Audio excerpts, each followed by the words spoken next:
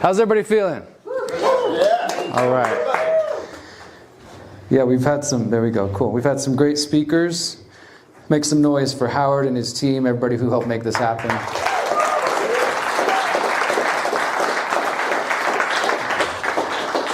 I feel grateful to be here with you guys and to share some ideas. I think I've got about 45 minutes, so I'm going to discuss obviously the ideas of liberty and voluntarism. I'm really going to try to, I think, ground it a little bit more. We've heard some really good theory and what do things look like, and answering a lot of tough questions, which are important because inevitably if you start talking about the idea of how could we live without government, or with a lot less government at least, people come up with all the different questions, some of which were just covered. And so it's good to have those thought experiments and to think like, well, how would we do that, or what would that look like? I also think it's important that those of us who believe in these ideas, and especially if you're a person who does really identify with the philosophy of voluntarism or libertarianism as we understand it here in the US, that it's actually most important that we actually live these values on a day-to-day basis. Does that make sense to you guys?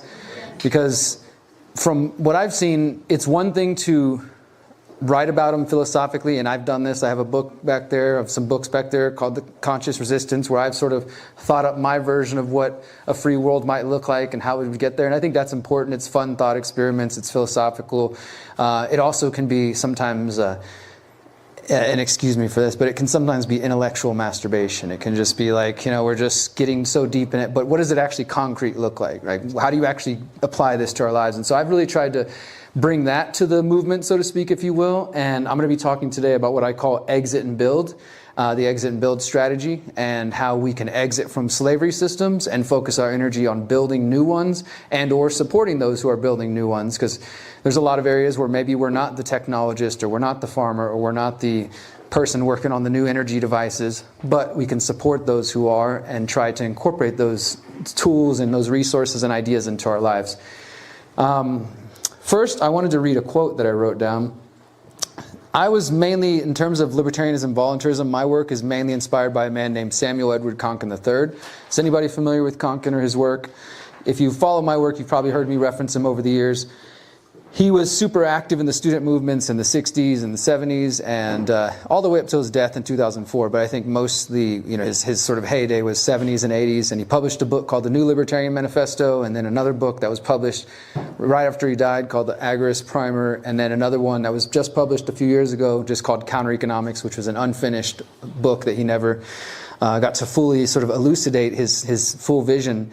But in the New Libertarian Manifesto, he says something that I think is really important that I just wanted to share with you guys, and it kind of sets the tone for what I'm going to talk about. Konkin said, the basic principle which leads a libertarian from statism, which is slavery, to a free society is the same that the founders of libertarianism used to discover the theory itself. And that principle is consistency. He says, thus, the consistent application of the theory of libertarianism to every action the individual libertarian takes will create the libertarian society. Does that make sense? And it's basically what I was saying a moment ago, is that it's one thing to have these ideas in sort of philosophical sense, and it's a whole nother to actually incorporate them and live them, and not just say, okay, well, one day when we get to a free place, then I'll live those principles. Then I'll actually act that way. I very much do believe it's the action-oriented approach of living your self-ownership and practicing that and maintaining your privacy, maintaining your individual liberty, and respecting that in other people, which is going to get us to that place, not waiting around for it to magically appear. So I think that's really important, and that's what we're going to focus on. So Konkin's ideas, his main, big idea was called Agorism, and he took this idea from the Greek word for marketplace, the agora, the agora. And this was, in ancient Greece, this was this, kind of like what we see here, this marketplace of people selling their goods, selling their services, whether that's food or jewelry or ideas or information. People who are coming together to debate politics in a healthy way. This is just this beautiful place, the way it's described. And so Samuel Konkin looked at that and thought, perhaps in a future free humanity, we could have these agoras where people would come together and they would exchange goods and resources and ideas, and it would be really beautiful. That was kind of what you could say, would be his utopia. That's where he was aiming for. And then, of course, you start to ask, well, how do we get there, right? How do we actually get to that free place? And his approach did not involve politics, it did not involve violence, and it did not involve apathy. And when you throw those three things out the window, most people assume like, well, what else is there, right? That's pretty much all we can do. We can vote, we can try to overthrow the government and violent revolution and still, we're the right people, put us in charge. Or we can just, tune out, tune in, drop out, all that sort of thing, give up, be apathetic, be nihilistic. Instead, what Konkin believed would be the answer would be what he called counter-economics. And I'm going to kind of skip on some of the more like academic side of the conversation. I encourage you guys to look at it, but I just want to set the stage for how I've taken his ideas, and I tried to make them, I think, more accessible and more tangible for us in the digital age, because unfortunately Konkin died in 2004, and although he predicted things like Bitcoin and private cryptos and was very much into encryption and stuff like that, he didn't have a holistic view of the message, which is what I'm going to talk about today. And so unfortunately, he didn't really take care of his health that well, and he died at a pretty young age, which kind of sucks because a lot of his ideas have now come to fruition and he's not around to see it. So it's just another reminder of how important it is to also take care of our health, because I think that's another big area where the libertarian community totally misses out. It's just like all economics, all right brain, academic philosophy, and then sort of no spirituality, no health, and to me, it's a holistic thing. Like there's a way to apply it, and that's what we're going to focus on. But Konkin believed that by taking our time, and more specifically our money, away from the statist mainstream economy, what he called the white market, if we took our money and our resources away from there, and we consciously put our energy into black and gray markets, which is basically, he described the counter economy, which is what he called these black and gray markets, as all peaceful economic activity that the state, the government either forbids and says, hey, you can't do that without a license, or they say is illegal. So, for example, I know we have some midwives in the room. Being in the counter economy would be like, let's say the government says it's illegal to have a home birth, and you do it anyways. You're participating in this counter economy. Let's say the government says it's illegal to sell cannabis to another person. You do it anyways, right? You're not harming anybody. There's no reason that a third party should be involved. And so he imagined if more people could consciously participate in this, not in just some sort of abstract way, because the counter economy also includes things like yard sales, garage sales, paying your neighbor kid to mow the lawn. All those things you're doing, there's no taxes involved, there's no government involved. It's just two people saying, I have something, you need something, here we agree on the price, we agree on the currency, and it's done.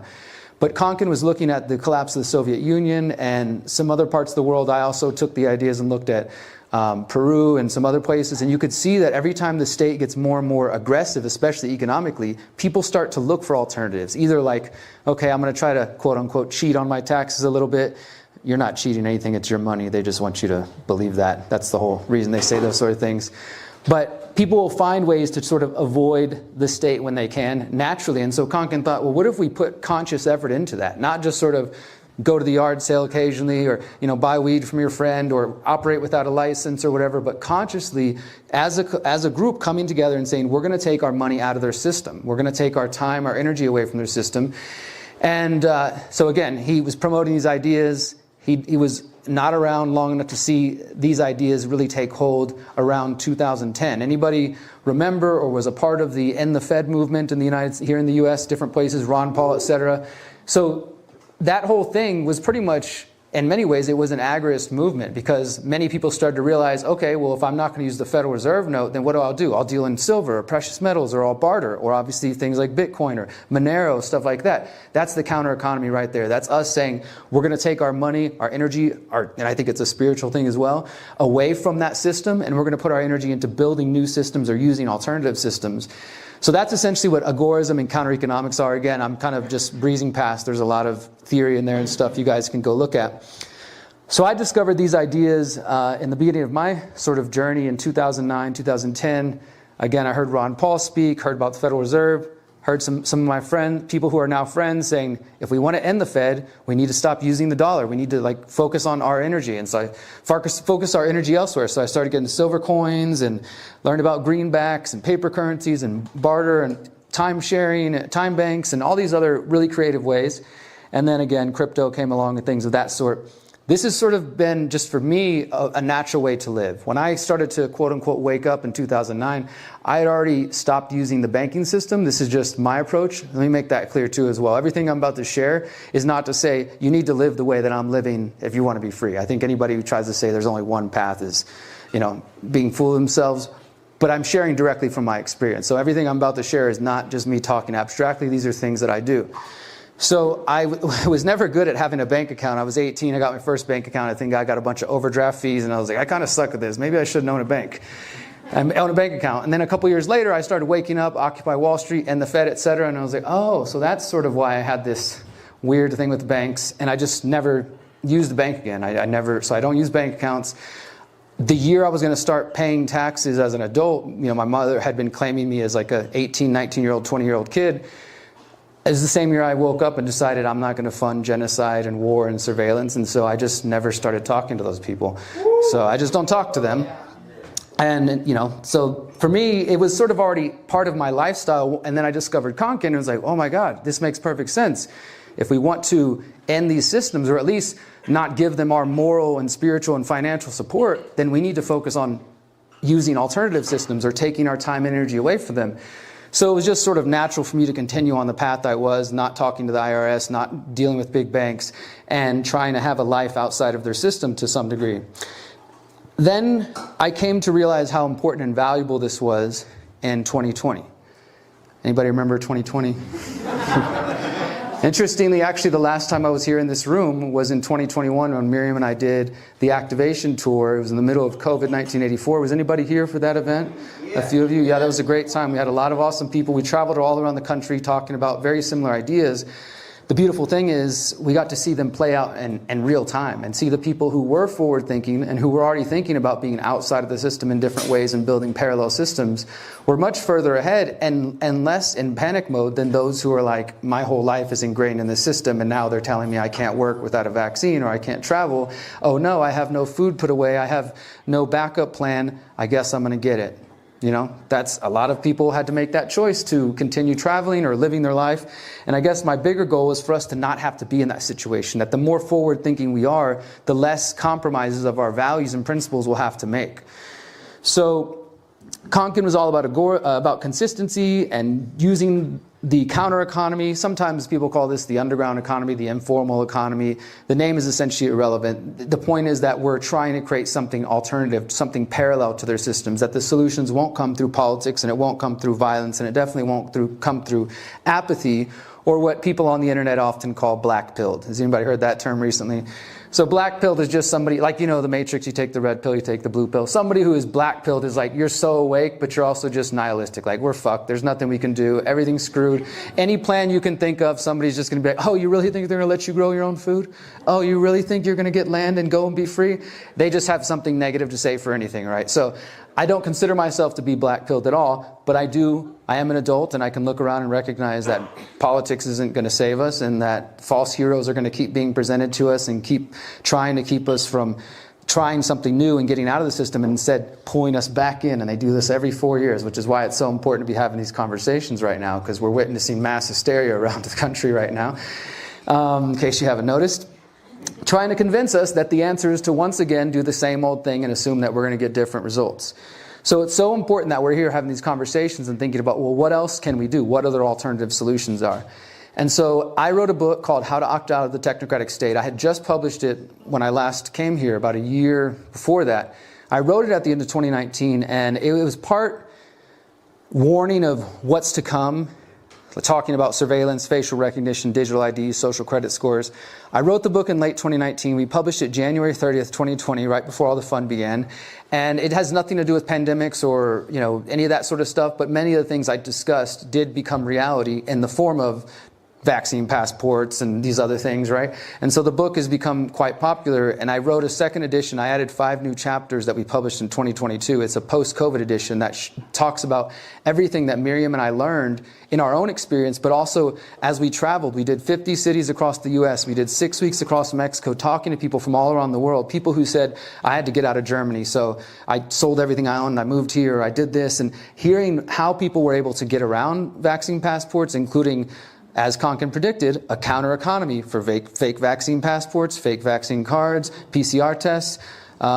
These things were quite easy to do in some places, and there was a whole market for it for people to continue to exist. And that is essentially what he was predicting, that as the state gets more aggressive, there will be this sort of underground, outside of the state economy that will it will pop up. It's always there, but it becomes more relevant once the tyranny is kind of breathing down our neck. So in my view, and what he was talking about, is why don't we get more proactive and put our energy, instead of trying the politics, put our energy into building these alternative parallel systems and moving our lives out of these, what I call slavery systems, because that's where they're leading. I mean, you can be all awake as you think, but if you're not taking action, you are still going to get sucked into their technocratic state. You're going to still be facial recognition surveyed, digital ID, CBDC, tracked and traced. No, being awake is not enough anymore, if it ever was. This is why we call our events often an activation, and I talk about getting activated, because it's one thing to be awake and yeah, you're watching podcasts all day telling you, how horrible the world is and confirming your biases, but it's a whole other thing to step away from that and say, okay, well, what the heck am I going to do? How am I going to make sure that my kids, their kids, my great-grandkids, and the people after me that I'm never going to meet are still going to have a chance at freedom? What does that look like? How much work does that take? How much energy does that take? It definitely is not going to happen just sitting around, talking about how bad the world's going to be, and it's definitely not going to happen just clicking through podcasts all day. And I say that as somebody who produces content. Sometimes the most important message is to say, hey, stop watching me and go outside and build a garden. Go outside and get to know your neighbors and get more connected. So the book was, I'll just share a little more about the book and we'll talk about Exit and Build. The book was informed by my experiences as a journalist in Houston. I've been doing this for about 15 years as an activist. I started taking the journalism serious about 10 years ago. And it was because I was leaked some pictures from a Houston Police Department training session that showed me that I was under surveillance because of the activism I was doing. We were out there doing all kinds of extremist things like building community gardens and protesting the government and skill shares, teaching people how to grow their own food. Really scary stuff. And so I had a police officer, through another journalist that I knew, send me pictures with a projector screen just like this. And it had the name of the activist group that I started was the Houston Freethinkers. And there was the Houston Freethinkers, and there was a picture of me on the screen. And it was taken by an officer in the training session. So I could see other cops just sitting there being told. And this officer said, you might want to let Broze know that they're teaching what they call it, criminal intelligence division officers, that the Houston Freethinkers are some kind of extremists. They made them sound like they were dangerous in some sort of, dark tone. And he's like, I looked into them. It doesn't seem like they're doing anything wrong, but you might want to let them know. And then I was sent another picture. Just basically over 2 months, it was confirmed to me that I had been under surveillance and may still be under in Houston. And so when that happened, it was kind of like, holy crap, this is weird. And I put it out into the public. But also it made me realize I need to take this a little more serious. What does that even mean to be under surveillance, right? Okay, I know there's cameras, but what else is there? I learned about stingrays, which are called cell site simulators, which cops and FBI and government can use to gather all your text and every data from your phone. Learned about gait detection, facial recognition, heat detection, obviously online, cell phone surveillance, all those sort of fun things. And really, that has become a major focus of the journalism that I focus on, talking about digital privacy and digital tech tools and how that affects our lives. And so the book, as I said, was kind of a part of a warning of like, there's a lot of scary stuff coming up that if we continue on this road, it's going to be very, very difficult to maintain any level of privacy in the United States. And that's, this was 6 years ago when I was originally writing it. And then it was also a call to action to say, okay, well, what are we actually going to do about it? The book also does talk about the political philosophy called technocracy, which I encourage you to learn more about because I really think that's the guiding philosophy that we're seeing taking place in our world today. And by the way, the book is available for free at theconsciousresistance.com/how-to. You can also buy a copy back there, but if you can't afford it, you can download the PDF for free. I also have a free audiobook on that same page, theconsciousresistance.com/how-to. And I wanted to put this warning out there and try to provide some examples of how I try to avoid these systems and some ideas I had. And again, I was inspired by Konkin's counter-economics and agorism and building this counter-economy. But I took it from beyond just the simple thinking in terms of finances, but taking that idea and applying it to your food, to the way you interact with technology, to your own health care, your education, whether you're talking about the kids' education or just your education as an adult. Relationships and so many other areas, and basically took Konkin's idea and just made it a completely holistic vision that I call exit and build. So the idea is to exit from unsustainable, wasteful slavery systems and build alternative systems that actually respect or in line with your values. And again, sometimes perhaps you won't be the one building it. Like, for example, you guys have maybe got to meet Hakeem, who's here. helping with the tech stuff. Hakeem does a lot of great work, but piece of his work is the Above phone, and they make privacy laptops and privacy phones.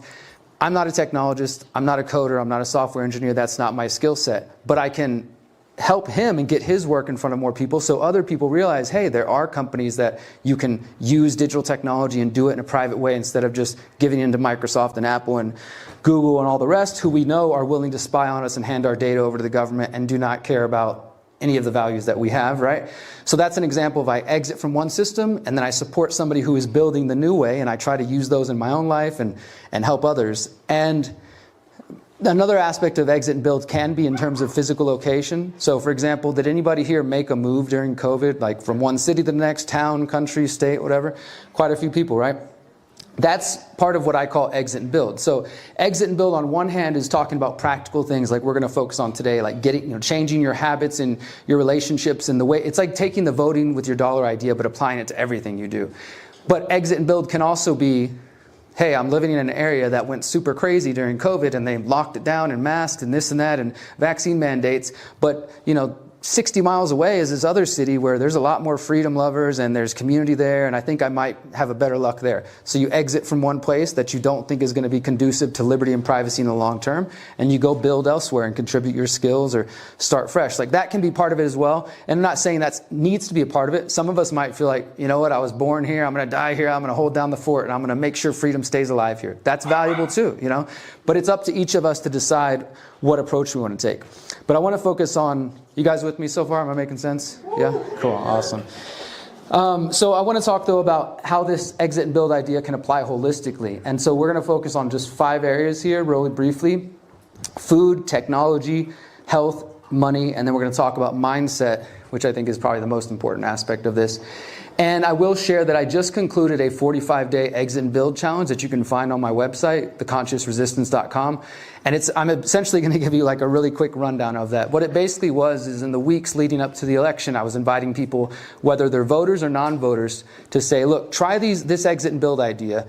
And week by week, we're going to talk about a different subject, money. We're going to go over what is the problems with the financial system? What are the solutions? And then I'm going to give you some homework. Try to incorporate those things into your life over the coming weeks and see if you actually get change and if you start seeing the outcome of your actions as opposed to just voting and expecting that that's going to solve all your problems, or not voting but doing nothing else. Because I don't think it's enough to just say, yeah, of course, we all know the system's screwed and I'm not going to I'm not going to participate. Good, but that's not really enough, I think, at least if you want to stay free in the long term. We have to actually try to obtain these, live these principles so we can actually obtain freedom in our lifetime. So, food.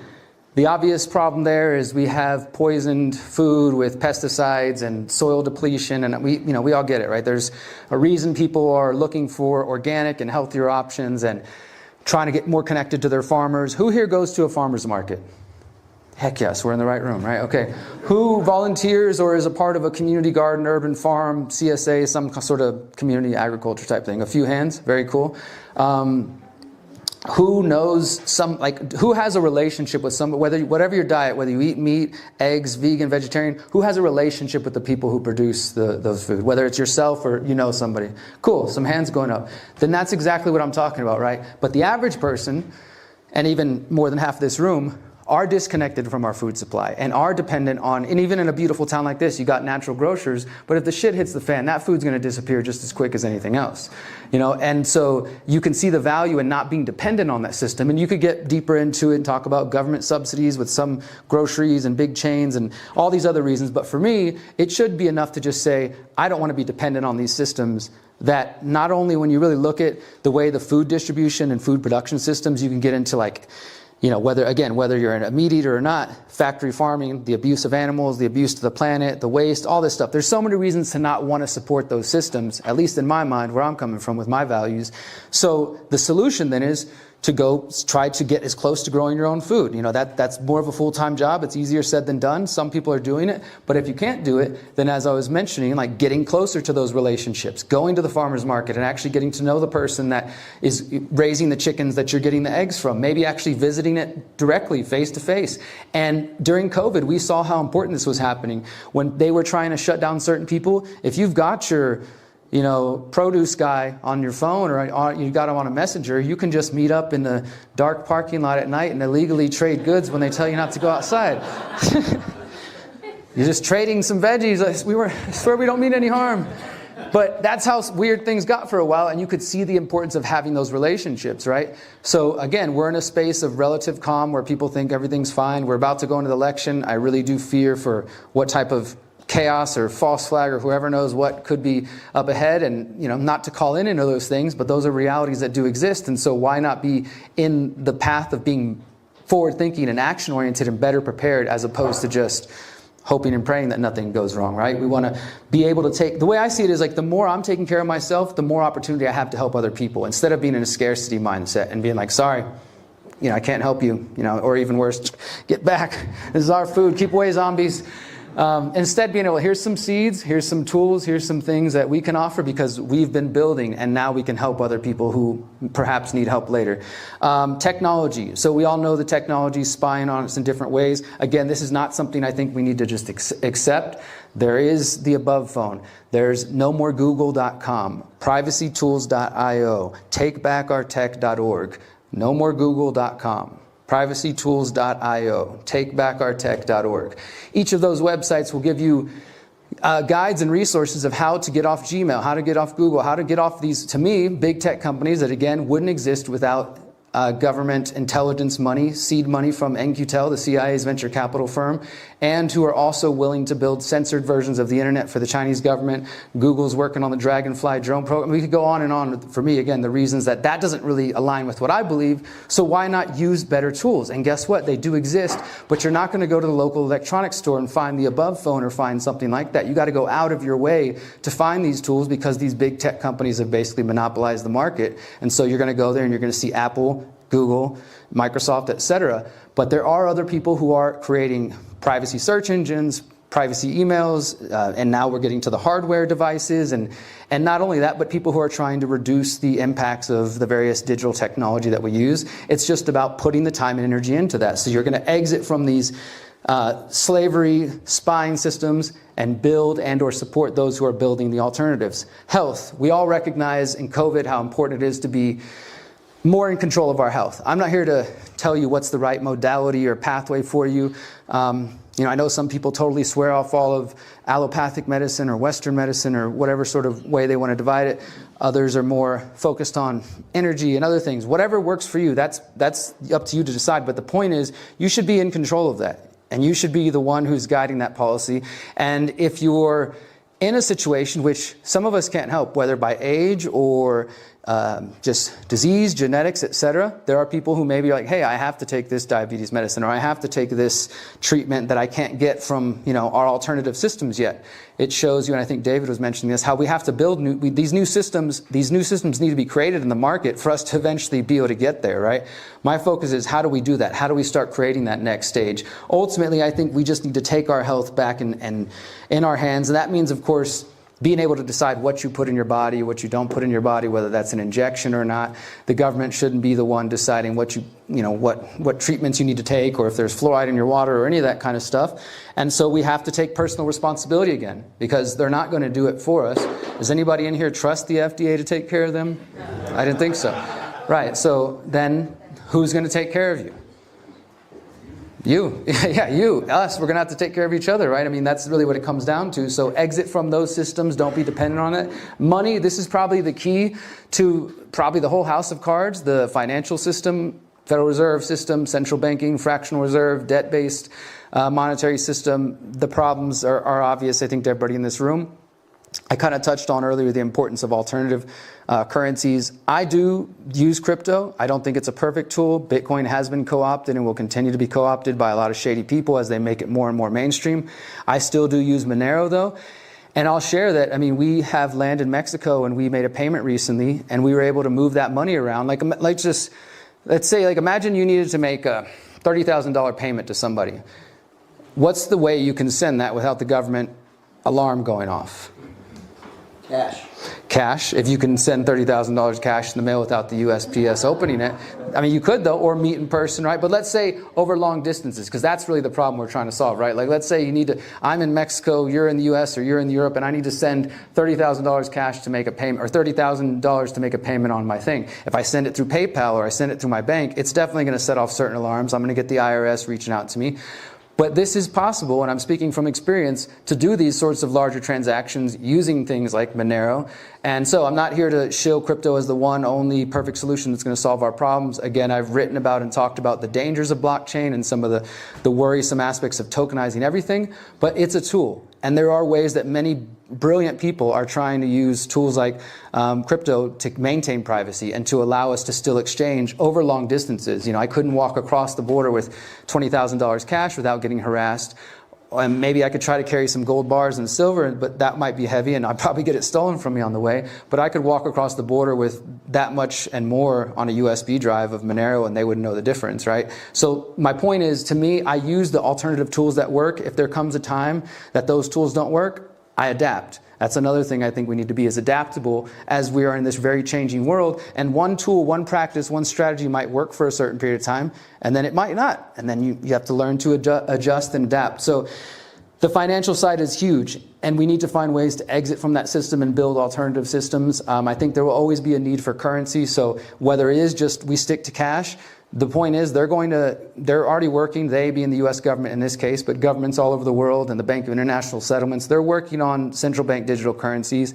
And even if certain politicians don't push that, there's other ways they can get the same effect. They're also working on things like stable coins and you know, again, it's a whole other conversation, but the point is there are governments all around the world that are working on trackable, traceable digital money. That's not the same thing as Monero. So I think while the tool's available, it might be worth using or at least learning about.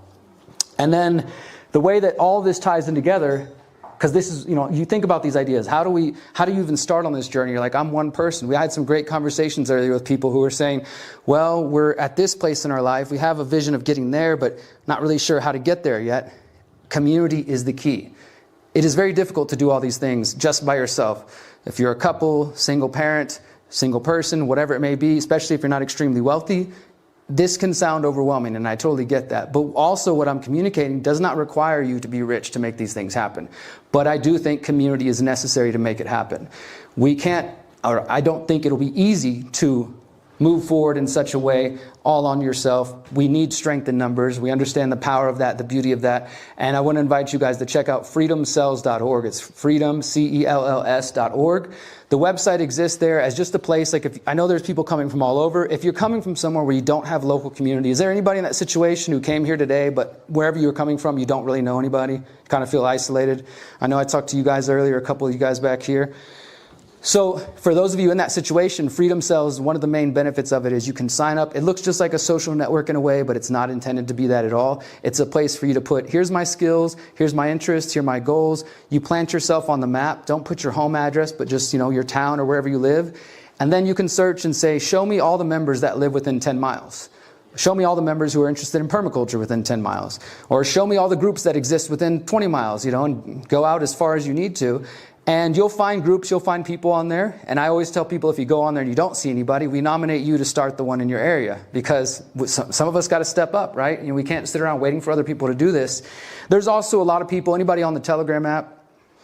So if you're on Telegram, you search Freedom Cell Network, you'll see there, and just pop in and say hi, and then I can help you get directed to your local group. The beautiful thing about this is I've been involved with promoting this idea since 2016 when I first heard about it.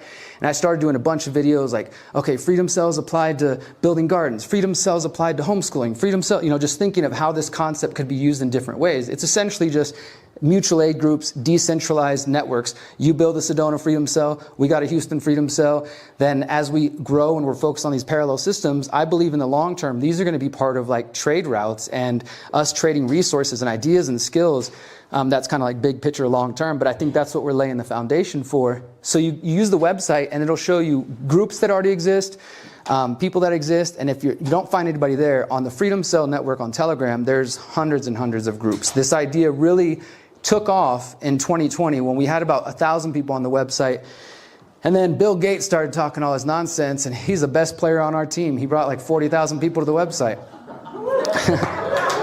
And it's always funny to me because for whatever reason, us silly, beautiful, powerful human beings, sometimes we have to be pushed to act. I've been talking about this idea for years, but it took for lockdowns for people then all of a sudden wait, maybe community is important. Maybe I do want to find people in my area. And we just saw this massive growth. And so as we were touring in 2021 and when we came here in Sedona and other places, we were meeting people who said, we've been locked down and we've been using the Freedom Cell Network to find each other. Now we're meeting in secret, at somebody's house and all the crazy stuff. But the point is, people used it as a resource in the way that we knew could happen. People were finding each other, they were organizing events, and they weren't doing it on Facebook, they weren't doing it on other places. And it was helping people realize they weren't alone. And that to me was yes, it's working. It's, that's all we did is we just put the website out there, promote the idea, but what it becomes depends on each of us, right? Each cell, each group looks different based on the needs, the resources, the environment, the goals. And I always encourage each group to get together and set goals, set 6 months goals.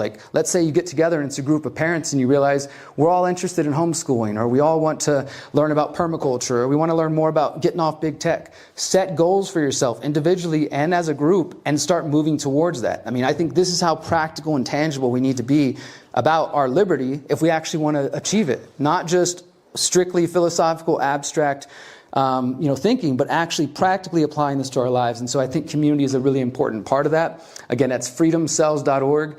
If you come by the table after my talk or later today, and you're on Telegram, I'll help you get connected to your local group, or we'll start your local group together and we'll see what comes of that. And I think that's just been a beautiful thing to watch that grow. We actually just came back from the UK 3 weeks ago, hosting our first event. We hosted an event in Mexico in January. Etienne's got to speak there before. A few others have been there. It's called the People's Reset. It was originally called the Greater Reset. We launched it in the middle of COVID as well. And it's a 5-day solutions-focused event. And we just did our first one in the UK. We did some talks in Denmark. And there are people all over the world, just like you guys, trying to think about this. Now, the scary thing is when we were in Denmark, they already have digital IDs. It's called My ID. Can't open a bank account without it. Can't use public transportation without it. You can't pay your bills without it. It's not mandatory, but try functioning without it. That's basically how they do it, right? And so, but again, that room was filled with 70 people, and I'm talking to them about these ideas, and then it just turned into a brainstorming session of, well, how can we avoid this? And, so they're not giving up. Even in the face of that, they're not okay, fine, it's over, we lost our freedom. They're committed to it. So there's people who are doing this exit and build strategy. They're buying land outside of the big city. They're starting to grow their own food, even in the face of this digital ID, because they're okay, it's gotten this far. We need to make sure that we're not any more dependent on this system as possible. And that's the way they get you. If you're looking at these different areas, or you look at your life, what I call a holistic self-assessment. So we did money, technology, food, health. You could do your education, relationships. You just start to look at these different areas of your life and to see what your goal is. Food-wise, I want to be eating 100% organic. I want to, all local grown, or maybe I want to grow it all myself for my homestead. But right now, I'm dependent on the grocery store. I've got a little plant on the windowsill. It's fine. See where you're at now. See where the goal is, and start creating an exit plan. 6 months, a year, whatever it is. What are the steps you need to do to at least be closer to that goal? I'm not saying you're going to be a farmer by the end of the year per se, but maybe at least the goal is to have better relationships with those who are growing food, visiting the farmers markets more, establishing those relationships. So you start getting very specific and practical about how you're going to make these steps happen. And this is what we're doing. We bought our land last year in Mexico. We've got fruit trees. We've got beautiful springs. We're going to host events there eventually.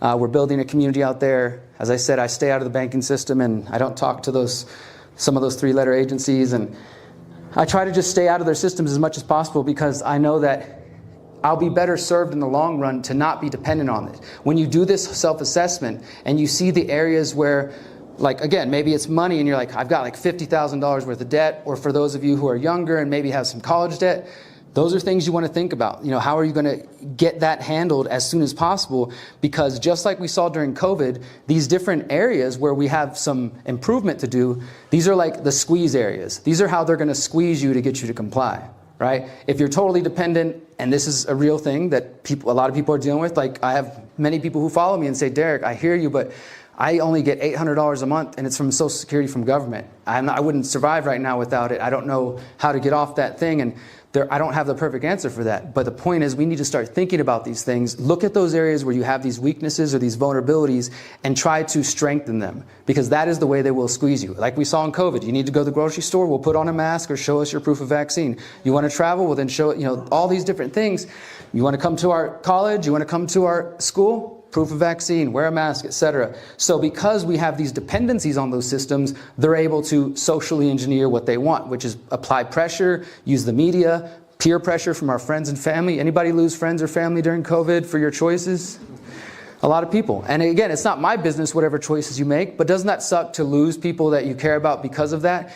That pressure will get worse and it will come back, whether it's about climate change, whether it's about a new claimed pandemic or any other thing. That sort of social engineering and public pressure, which is used to divide us, will come back. And it sucks, and it's not a fun thing. But the point is, if you're not dependent on those systems, you will be in a much more free place to not only help yourself, but to help other people in the future. Now, the final part of this exit and build thing I'll focus on for these last few minutes is mindset. I think this is really key to everything, because if we have a mindset of negative beliefs and limiting thoughts, then everything I'm saying right now might sound impossible. Or maybe the first thing your brain is thinking is why it would fail. I meet these people a lot on the internet. Like anything I might suggest, like, oh yeah, but what about this? Or what about this thing? And what about this thing? And it's like I could do that all day. And usually what I tell them is, sure, is it possible that we decide to exit from these different systems and we're getting land, and not to say that everybody needs to get land, although I think that is a valuable thing to do. But even if you're living in the city, you live in the suburbs, you could still apply this strategy to all these areas of your life. But they'll say, so you're going to try to grow your own food and establish a community. One day bad people with guns are going to come kill y'all, or going to come, the tyranny is going to come to your doorstep. And yes, in the infinite realm of all possibilities, that is a possibility. Could that happen? Sure. Everything is possible. But are they essentially trying to say, so because one day, potentially, maybe something bad could happen, I should do nothing? I should just continue to do the same old thing over and over? To me, it just reeks of excuses and having given up already, Whereas to me, it's like, look, if that was the worst case scenario, that one day bad people, whether they're just street criminals or government agents, come and try to take out me and my loved ones and the beautiful community we've designed, then that would suck. But at least I would be able to die knowing that I did everything I could to live in line with my values and principles.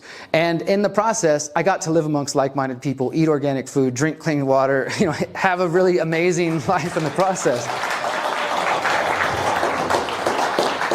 So my point is that our mindset is so essential. Now, I'll just share really briefly that some of you know this story, but I'll just share a brief version of it. My website's called The Conscious Resistance for a reason. I speak about the philosophy of liberty and also how I think that intersects with spirit and the search for meaning in our internal world. And this is, for me, is an essential part. I essentially believe that we can't only confront the physical institutions of power, and we also can't only meditate and pray our problems away. I think it's the combination of bringing these two things together. The fight against your own internal tyrant, which is your doubt, fears, insecurities, and limiting beliefs that often can hold you back and prevent you from being the best version of yourself. It's that plus recognizing that there are people and institutions and things we can point to that are causing problems. And we should confront those things, and we should try to be free of those systems. But I think you can't have one without the other. At least this has been my experience. And the reason I say that is because I spent a lot of my young life really depressed. I mean, suicide attempts 3 times before I was 18. I got addicted to alcohol and drugs right after high school. I was a really intelligent dude, went into college early when all my friends were still in high school, but I was just drowning in depression and lack of self-love and self-esteem and so many other things that I was struggling with, and that led me to cutting myself and, like I said, suicide attempts, and then eventually drugs. And after a 2-year period, I found myself locked up in prison at 21 years old. And it was in that space that I really decided I needed to go a different path. I grew up in a family of drug addicts and alcoholics. I've seen what that road looks like, and I knew I wanted something different. And thankfully, I had a really powerful grandmother who was a big spiritual influence in my life, and she started sending me books on prayer and on meditation. And it was just a very useful tool for me, as well as journaling while I was locked up, to really start to get to the root of why I was using drugs. I thought I was having fun, but really I was just masking all this stuff I didn't want to deal with related to my relationships with my father. And so as I started started to uncover these things and doing that work, I think I experienced happiness for the first time in my life at the age of 23. And was really like, oh, wow, this is like, I'm excited to be alive. And then I got out of prison. I was now a part of the drug war. I was a felon, so I couldn't get jobs in certain places. I couldn't get rented certain places. I got the judgment from different people. And that was the beginning of my awakening, of me starting to kind of like question government. And like, I don't think, even though I was addicted to crystal meth, I don't think I should have been thrown in a cage, because that was just a decision I was making for myself. I needed help for sure, but throwing me in a cage full of people who truly have no regard for life isn't how you fix somebody. But I had the wherewithal in myself to make those changes. The reason I share all that is to say that I think that it's so important that we interrogate our mindset and our internal conversation that we have with ourselves. Because if we have that negative self-talk, and I was that person, if everything up here was just so negative, it was judging all of you, it was attacking myself, it was just all this stuff that I picked up, and I had to unlearn it and learn better ways. And if you're coming from that place, then it's hard to imagine. Well, for one, it's hard to even care about the world around you if you don't care about yourself. That's kind of where I was in the past. Like, I didn't trust the government, but I was just trying not to kill myself that day. You know, I was just trying to make it through another day.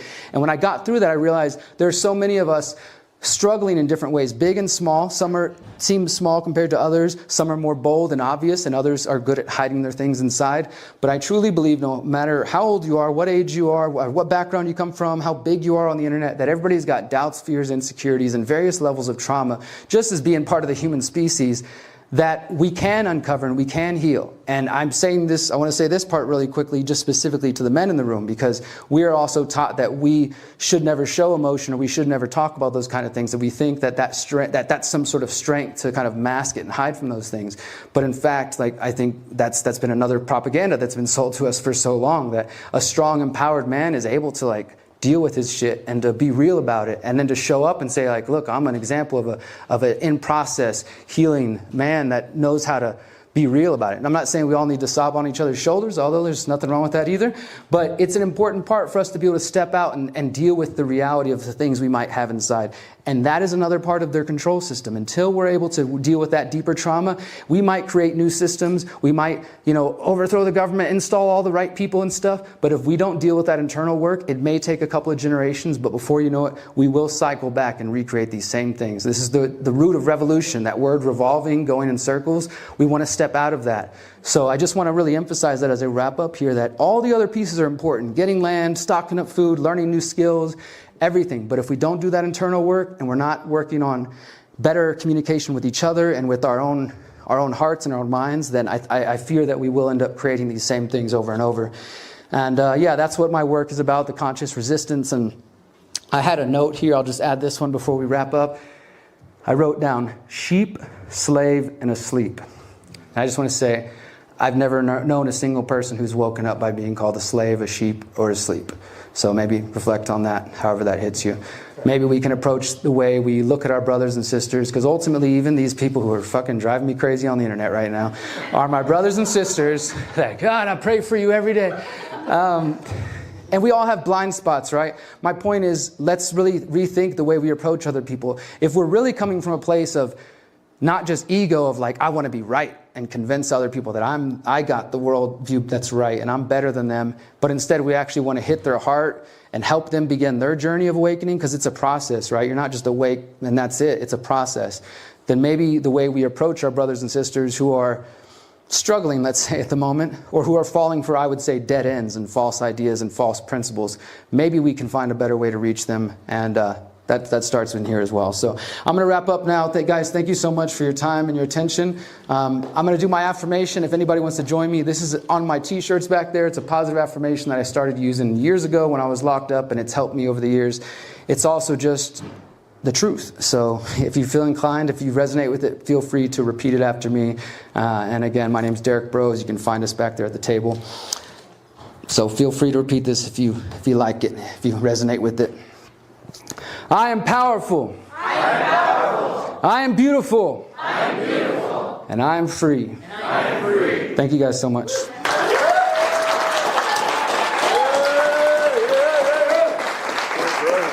Good job, buddy. Appreciate it.